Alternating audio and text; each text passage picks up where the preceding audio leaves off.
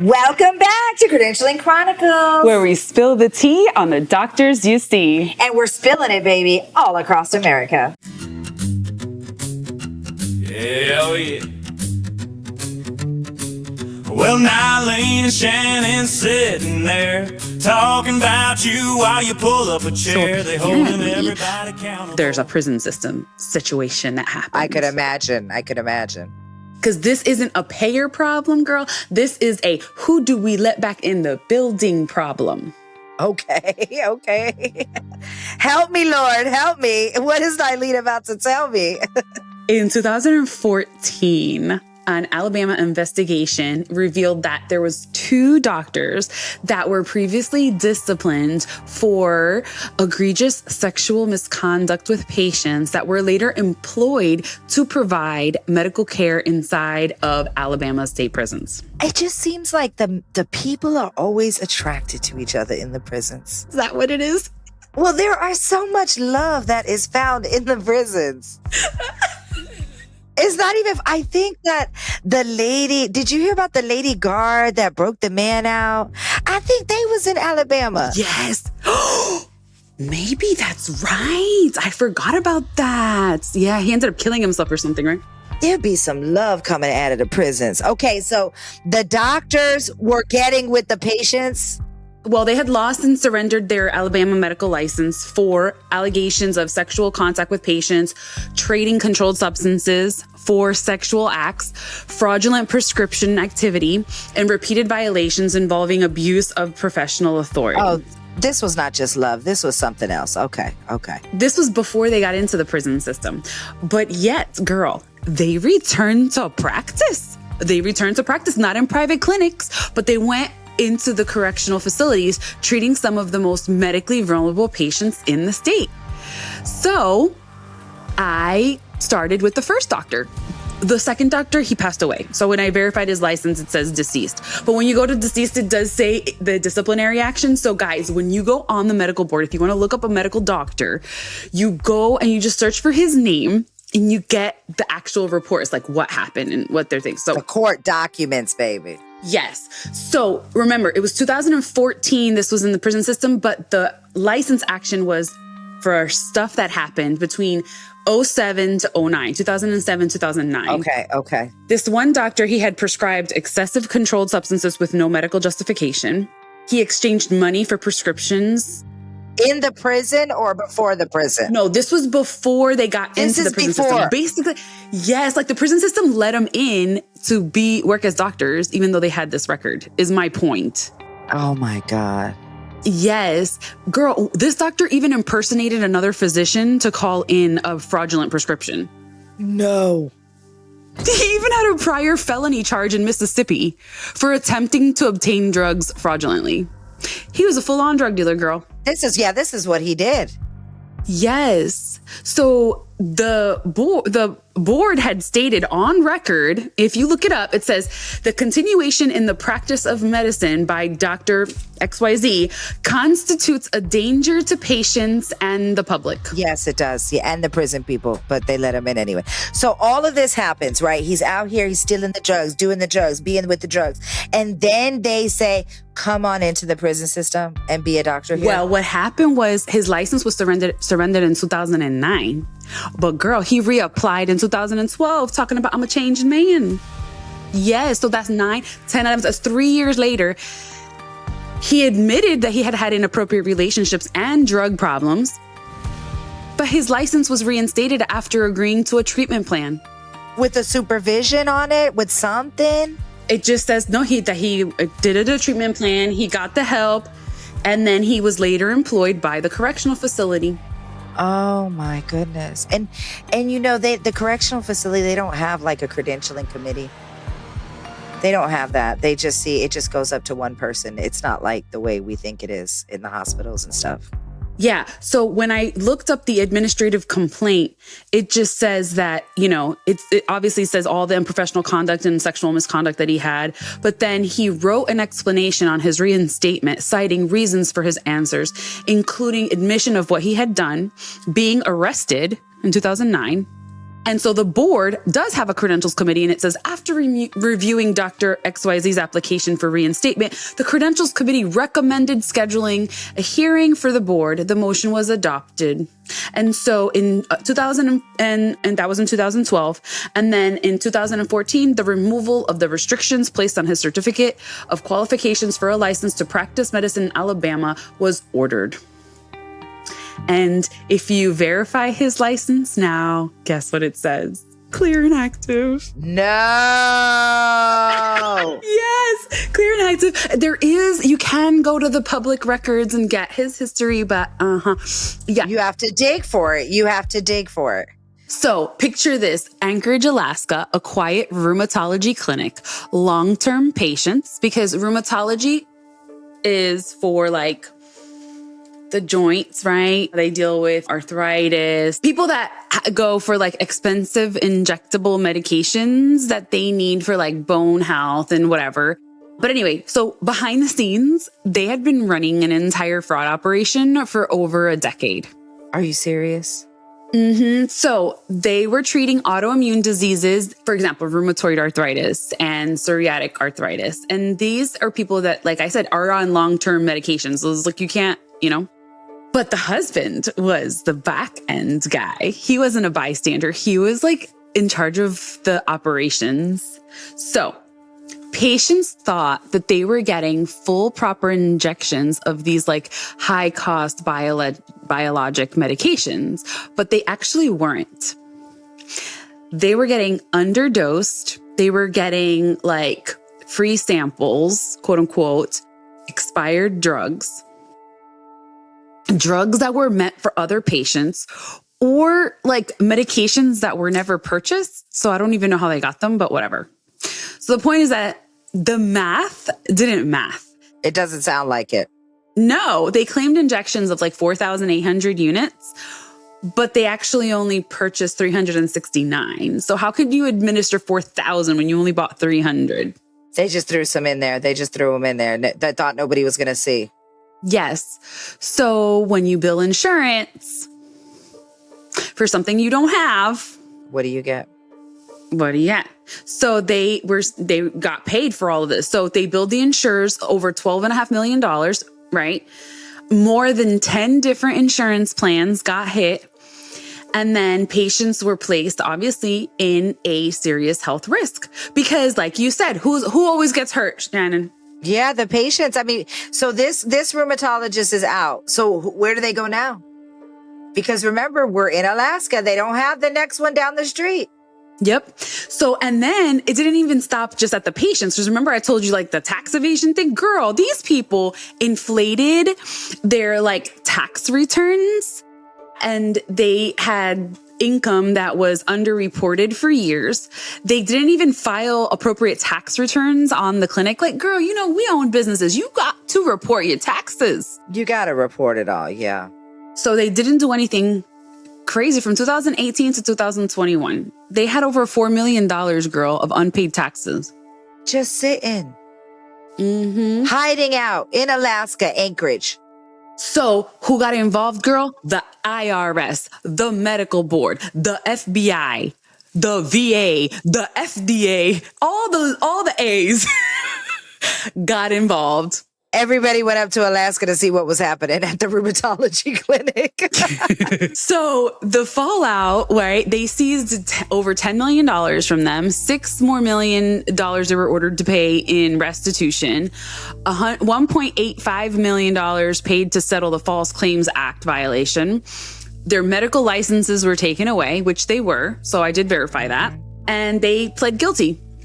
They're facing 10 years in prison for healthcare fraud and up to 5 years for tax fraud. And then the sentencing is still pending. So Alaska said they not playing. I mean, because at that point, the U.S. District Attorney of District of Alaska gets involved, right? Well, all of the A's got involved, so every single person got involved. Yeah, all they the all was alphabet involved. soup. Yeah. So what's your takeaway? Well, it doesn't sound like sloppy billing or that they didn't know. I mean, you don't come across millions like that by accident. Right? I mean, and again, what are we going to say? The real victims are the patients who thought their disease wasn't responding, when reality, they were given medication that they didn't need, or not enough of medication that they did need, or everything else, right? I mean, everything else, that's what it's about, right? I mean, and it's always the patients that get hurt. So sometimes it looks like a quiet clinic when it's just a syringe full of lies, girl. Let's talk about something that we brought out in one of our earlier episodes last season about economic or weaponized credentialing when a hospital picks sides. We have the case that changed Arkansas. We're going to rewind to the mid-2000s. Arkansas's largest hospital system rolled out a credentialing policy that on paper, I guess, sounded neutral, but in reality, it was like explosive. The policy check this out, denied admitting privileges to doctors who had ownership interest in a competing facility, specifically Arkansas's Heart Hospital. So it was Baptist Health versus Arkansas's Heart Hospital. And Baptist Health, they're such a big player in Arkansas. Biggest organization. I mean, these weren't unqualified physicians. They didn't have problems. They were fully trained, licensed, credentialed, right? I mean, their problem is what? That they invested in a different facility, correct? It sounds like retaliation. It sounds like bullying. Right? So the Baptist Health argued that it was about quote unquote conflicts of interest. Weird. So yeah, they're saying that it was about quality or about protecting patients, but guess what? At least the courts didn't buy it. A state trial court and ultimately the Arkansas Supreme Court ruled against the hospital. And the finding was that it wasn't about care. It was about suppressing competition and taking over the market. So the policy amounted to a tortious interference with physician-patient relationships, because the issue is a patient has the right to choose services and go to whatever facility either takes their insurance, can accommodate their care, or is available for them to be seen, or where their ambulance takes them. I mean, honestly, some patients don't have that. And I should have the right to see my doctor and my doctor to have privileges at both facilities. Right? As a patient, I have that right. The insurance goes to both facilities, so why wouldn't the patient be able to? They would never step to an insurance company and say that to an insurance company. Of course not. Of course not. But it's the people, the doctors, the patients, that always get this short-eyed, of the stick. And so let's talk about, MSPs, right? Medical staff professionals. What is that in translation for MSPs, right? Credentialing cannot be used to decide who doctors are allowed to compete with. We can't use our medical staff as a soccer team. Correct. I mean, if you're looking at a credentialing takeaway, economic credentialing is a bright red line. People do it all the time. You have to be aware of it. If credentialing criteria seem financially motivated, designed to punish competition, or even untethered from quality and safety, then you need to throw up red flags. Absolutely. I mean, you're no longer doing credentialing. You're doing market control. And courts, detectives, investigations, FBI, I mean, they're starting to get hip to that game. And I'm so glad that, I'm not glad that it got to that level, but I'm glad because I think that it brought to light a form of bullying and a form of monopolizing a system that's supposed to be made available for patients to seek care. Like, we're supposed to be helping people. Like, by hurting doctors, you're not helping people. You know what I mean? Yeah, no, exactly. And I mean, when you're looking at it, it's just a mess. I mean, it's just a mess. I feel like around 2025, 2015 news outlets were calling the Arkansas Medicaid system just a verification mess. They were saying like providers couldn't get enrolled, applications sat in limbo. And I mean, if you don't bill, you don't get paid, and it's like there's already so many messes out there. Why do we need to now make other messes, right? So our first story is one that every MSP, every risk manager and hospital executive should really understand. And this is a recent case, December 2025. A Connecticut judge awarded nearly $32 million to the parents of a premature baby who died after being fed cow-based formula products at a very famous hospital without informed consent. Oh my God. Aren't babies not supposed to have cow milk until they're like 2 or at the very least 1 year old? I don't know anything about how to feed babies appropriately because Well, I'm like, I know that my babies, we never ever gave milk until they were at least 1 year old. Because I know Elia right now is about to turn 2, and she is drinking cow milk now, but she did not have any until she was at least 1 year old. Comment in the comments. Let us know. Do your babies have cow milk early? We don't know because, every mother's different, right? Yeah, or like cow milk based products, but at least for a preemie, you'd be like extra careful of the type of formula that you're giving a baby. So that case went beyond routine medical malpractice, and that's because the court, after doing their investigation, found that the parents clearly instructed the hospital that their baby should only receive human milk due to the extreme prematurity of this baby. So the parents had given exact instructions as to what they wanted. Hospital staff added a bovine-based fortifier without discussing the risks or obtaining consent. You better never give my baby no bovine. Bovine don't even sound good. What is bovine? If you never gave my baby no bovine. That word right there got me wanting to sue the dang hospital. Well, what ended up happening, Shannon, is the baby developed, okay, ready for this one? Necrotizing enterocolitis. That don't even sound good. Did you look it up? What does that mean? Explain it to me. It's a devastating intestinal disease that can be linked to cow-based products in preemies. No. Yes, the baby died less than 3 months later. From the bovine. Oh my God. It's not funny. That's horrible. It's not funny, but it's horrible. And who was just mixing it up for the babies? They just out back there mixing it up. Who is doing that? Yes, orders are so important, right? And so the judge ruled this wasn't just an error, it was a failure of informed consent and the proximate cause of the infant's death. I mean, if we were doing like a mock trial, like Emily, remember Emily told us about the mock trial where they all do that? I'm right there too. I'm ruling it. You done lost that case for me.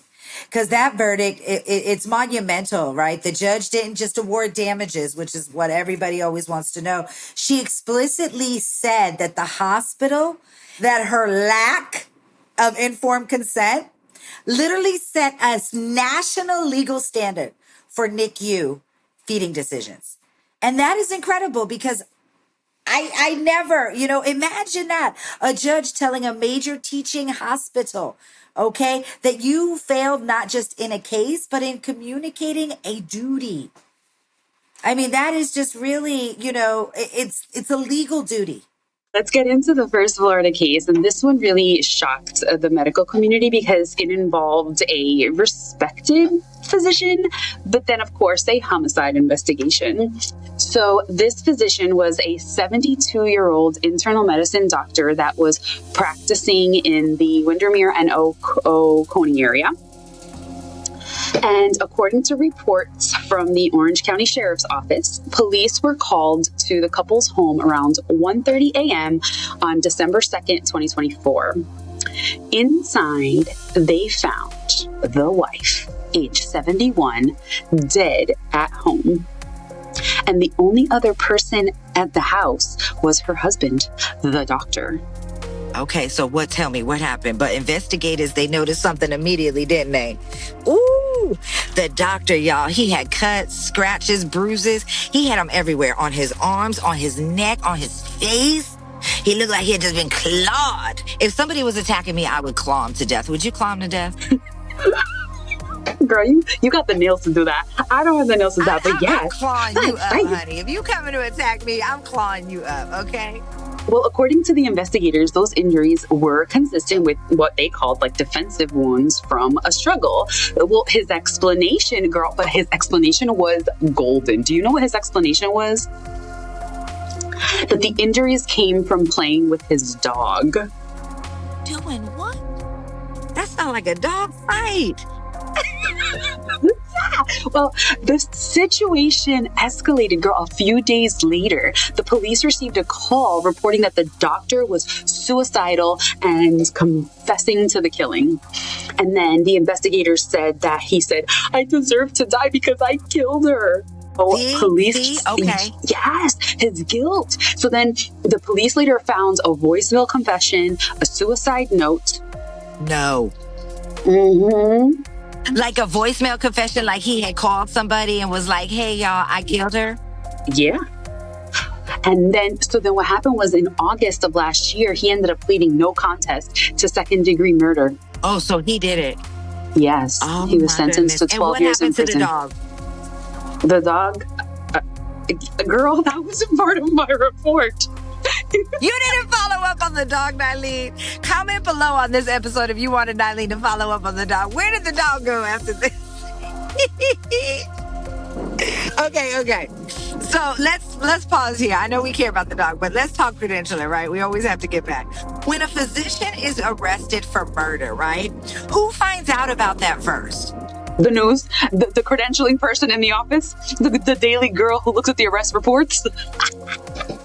See, and that's my girl. I'm like, that's the girl I want on my team, okay? And really, but is it the hospital? Is it her? Is it the payers? Is it the medical board?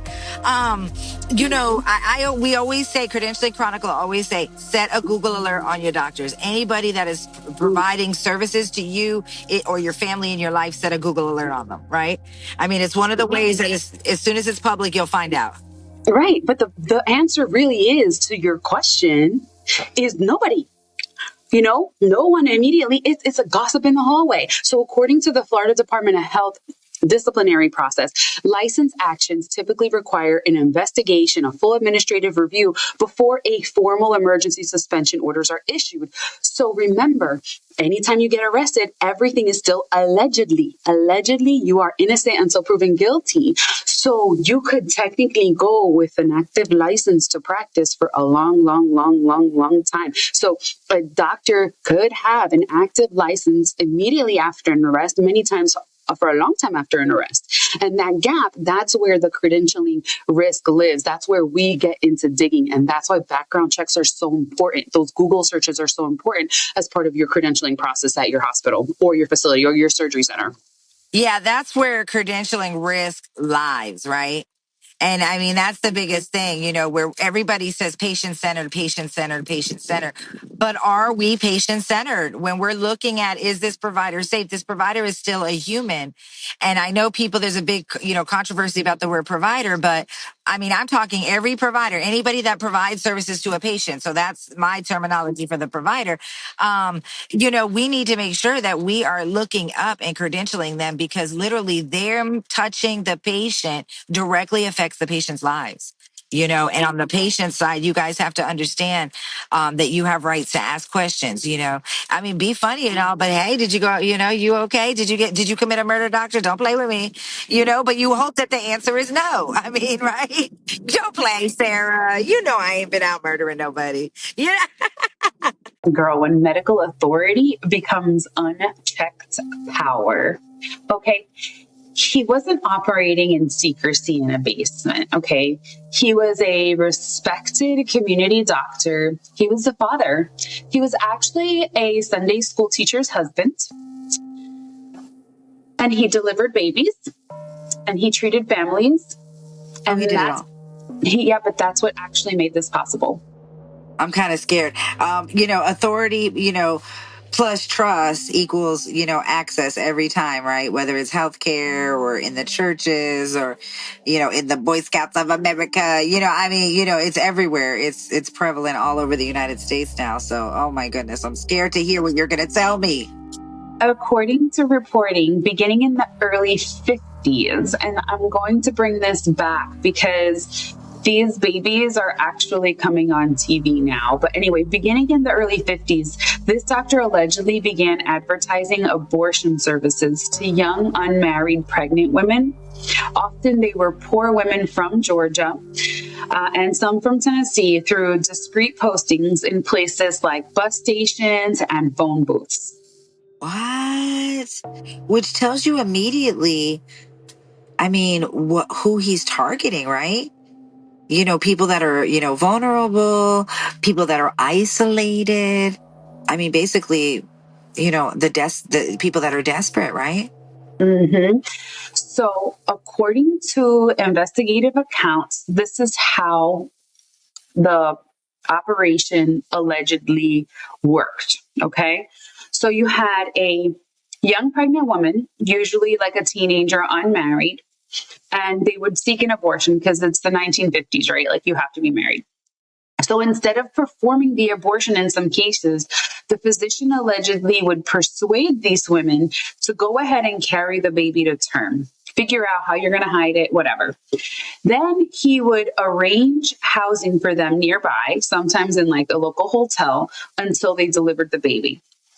After the birth, the babies were transferred to adoptive couples, often from outside of the state, without a formal adoption process. So he'd like contact people like Underground Network.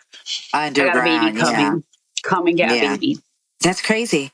I'm like, oh my God. So there's no courts, right, for the adoptions, right? That's what you're saying.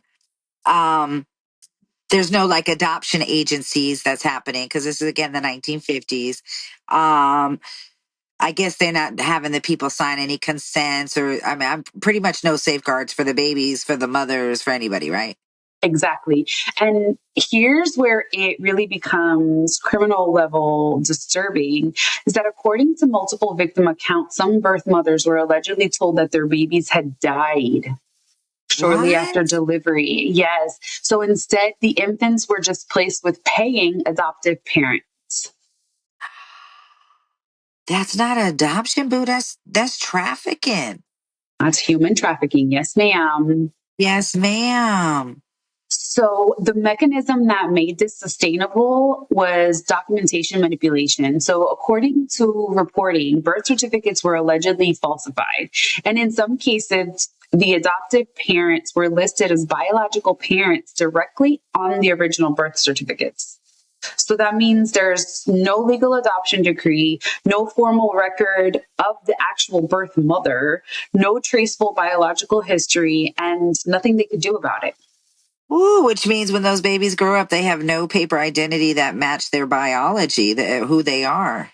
Exactly. So decades later, adults who discovered inconsistencies in their birth records began investigating. So in 1997, public exposure began when several adoptees uncovered shared origin patterns, with the adoption of Ancestry.com and all these like DNA sites, they started noticing the same clinic name, the same doctor name. Oh my goodness, girl. So basically, they're just paying for babies. I mean, this is just fraud. Absolutely. And so what they ended up doing was they started following the money because according to some reported accounts, adoptive couples paid anywhere from like a few $100s to several $1,000s. Now you think about that, that's a lot of money in the 1950s.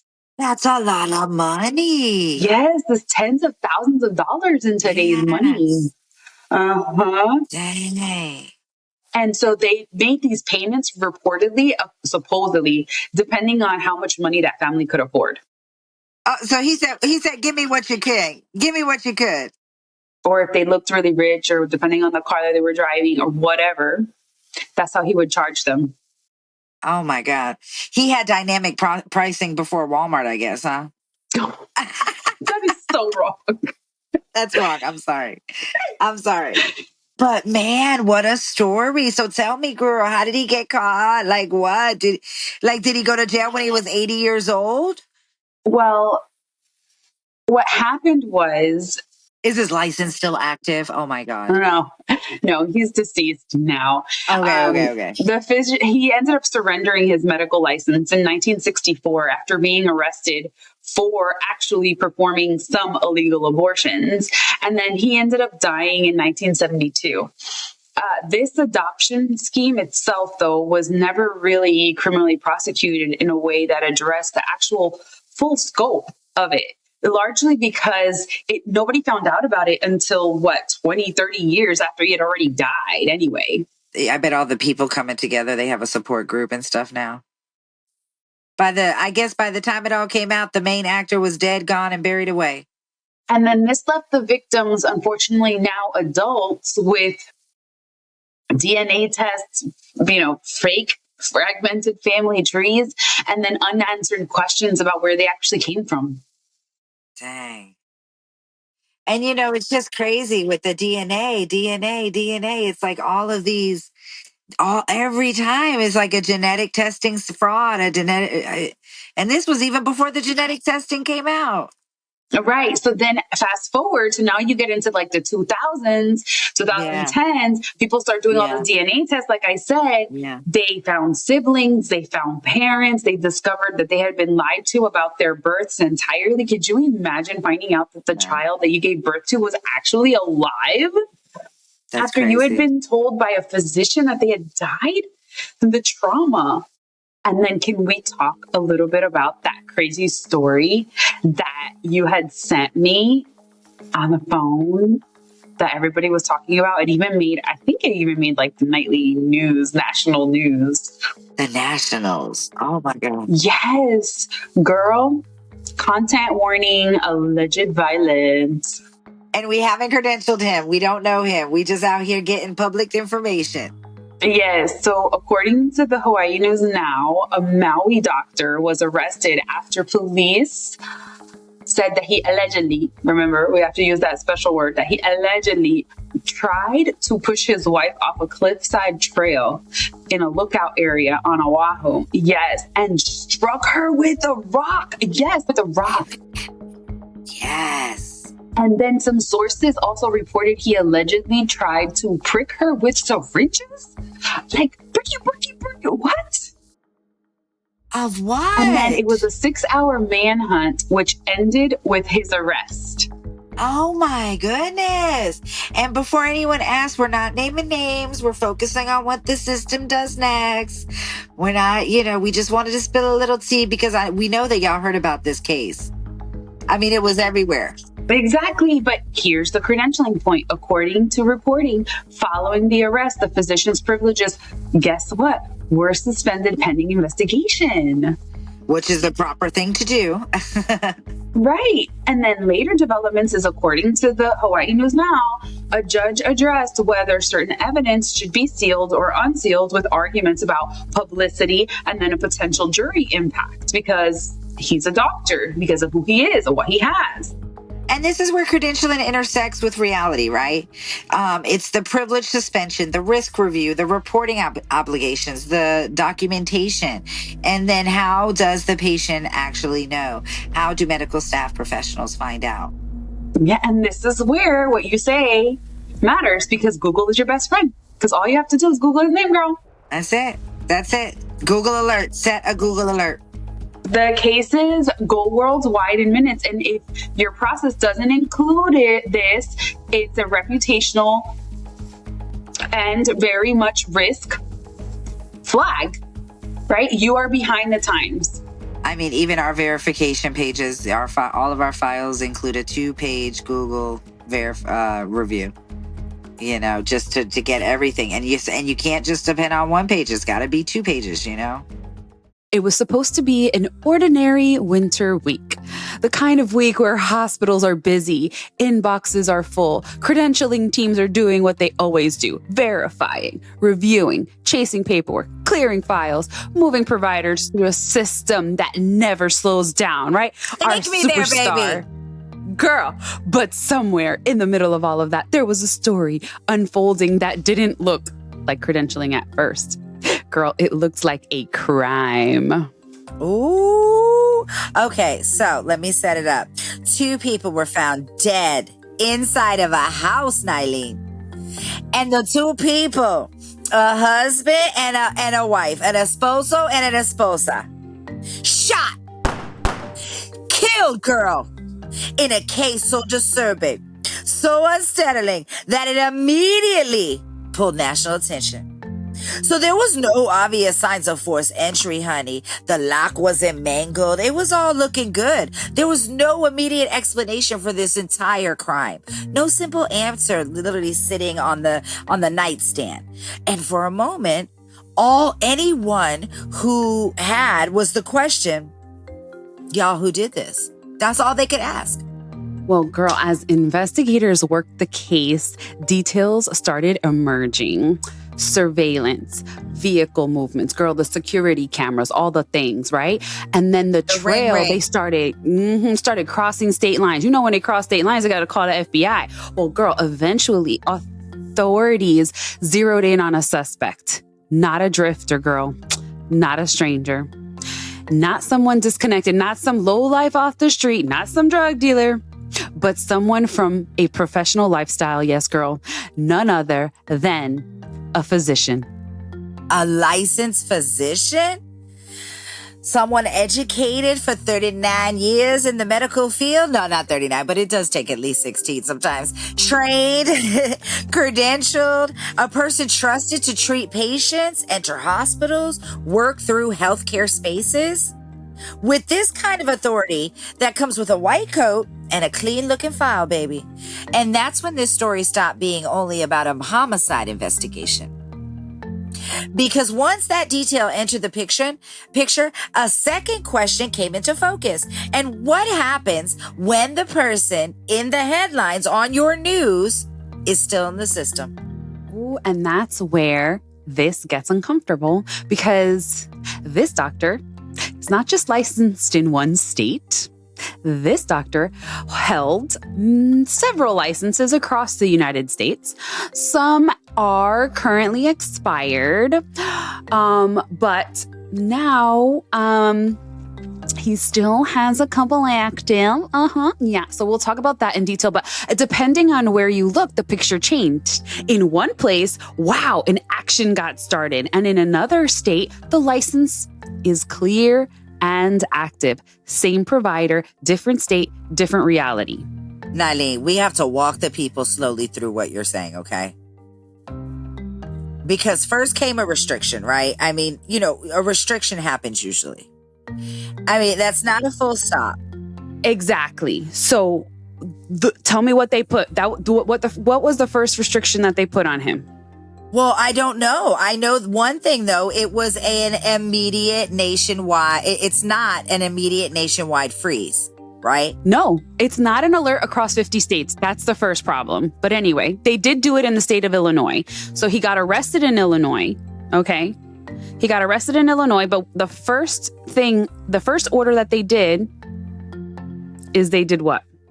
A chaperone order, which meant that the provider would allowed to continue to see the patients, but only if someone else was physically present during every patient encounter, you all, and pending the outcome of the criminal proceedings. So he had to do this the entire time that they were in court. And let's just pause there right now, okay? Because that sentence alone should make everyone listening to this episode stop breathing for a second. It's crazy. Now, the thing is Illinois did act. So I'm going to say he got arrested and the first action was relatively, I would say, soon, right? But it's in January. We're talking January. We are now in March, okay? It is national headlines because this is a story that was on like nightly news and like the whole thing. So when I looked up his license, a week later, they let him see patients, quote unquote, chaperoned, which, okay, who's going to check the license in a week? Like, come on, right? Well, wait a minute. I was saying, who was allowing to say, okay, I'm going to chaperone him? Girl. Like, do they have chaperones at the medical board? Like, okay, Dr. Smith, you're up to chaperone the next crazy. You know, like, how does that work? Does he have to find his own? Yeah, he has to find his own. No, he does. He has to find his own. Yeah. He has to find his own. And then the people supposedly, right, looking over you are supposed to hold that accountable. So let me get you the dates. Okay, so you said the first action was the can't see anybody by himself. Okay, which if you murder somebody, like what? It doesn't make sense. It doesn't line up. Okay, but listen, according to the Illinois State Board website, it says that due to a pending criminal case, the licensee can only practice with a chaperone present during all patient encounters pending the outcome of the criminal proceedings.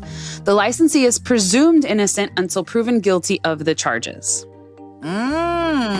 Okay. So he got arrested. January 14th, they take this action. So now let me walk you through. January 29th, okay? 15 days later, that's only 2 weeks.